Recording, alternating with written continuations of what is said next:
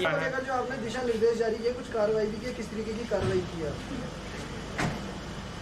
देखिए, कार्रवाई की दृष्टि से बैठक नहीं थी, लेकिन आज एक सप्ताह के बाद फिर सभी जिलाधिकारियों से कोविड को लेकर के समीक्षा थी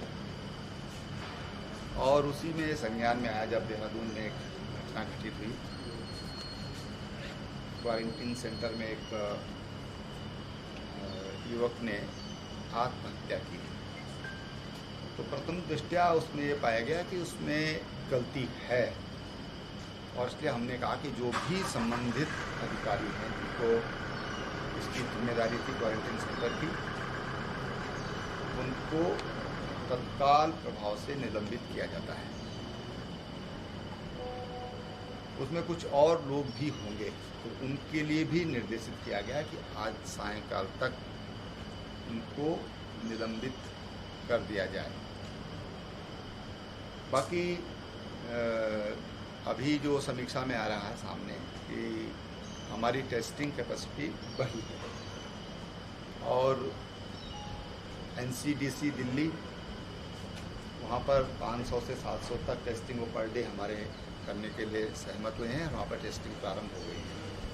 इसी तरह से पीजीआई चंडीगढ़ और वहाँ पर एक और कोई इंस्टीट्यूट है, वहाँ पर भी हमारी जांचें प्रारंभ हो गई हैं।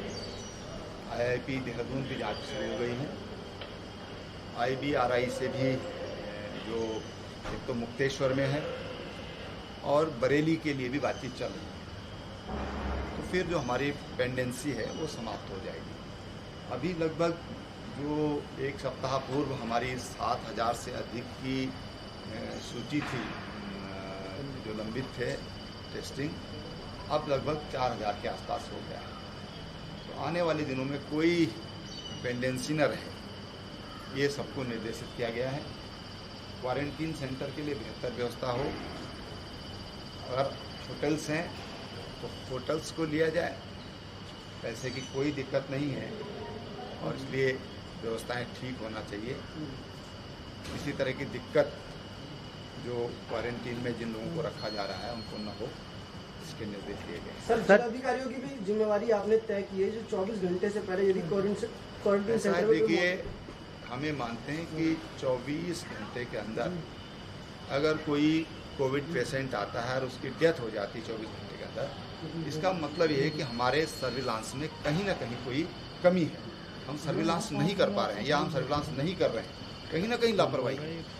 और इसलिए जिलाधिकारियों को निर्देशित किया गया है कि ऐसे अगर मसले सामने आते हैं तो उसके लिए जिलाधिकारी स्वयं जिम्मेदार हैं। सर, परिवहन को सुचारू रूप से चलाने को लेकर भी प्रस्ताव भी मांगे थे, सुझाव वो भी मांग, फीडबैक भी मांगे। उसके बारे में अभी मंत्री जी उसके बारे में बातचीत करके कोई निर्णय लेंगे।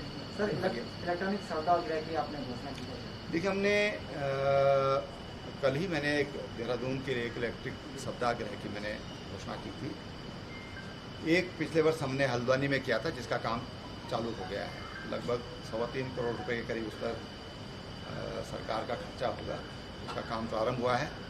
हरिद्वार में भी एक इलेक्ट्रिक क्रेमेटोरिया पहले से था लेकिन उसमें उसका इस्तेमाल नहीं किया गया कभी, तो उसके लिए जिलाधिकारी ने 20 लाख रुपए का उसकी मेंटेनेंस के लिए पैसा मांगा है। हमने कहा आप उसकी मरम्मत शुरू कर दीजिए, जो भी एजेंसी है 20 लाख उनको दे दिया जाएगा। सर, क्वारंटीन सेंटर्स में जो मौतें हुई हैं उसका भी कुछ ऑडिट करवाने जा रहे हैं? हाँ, उसके लिए ऑडिट के लिए तो पहले ही निर्देश है उसमें कि कोई भी मौत अगर होती है तो उसके कारणों का पता चलना चाहिए, उसका ऑडिट होना चाहिए।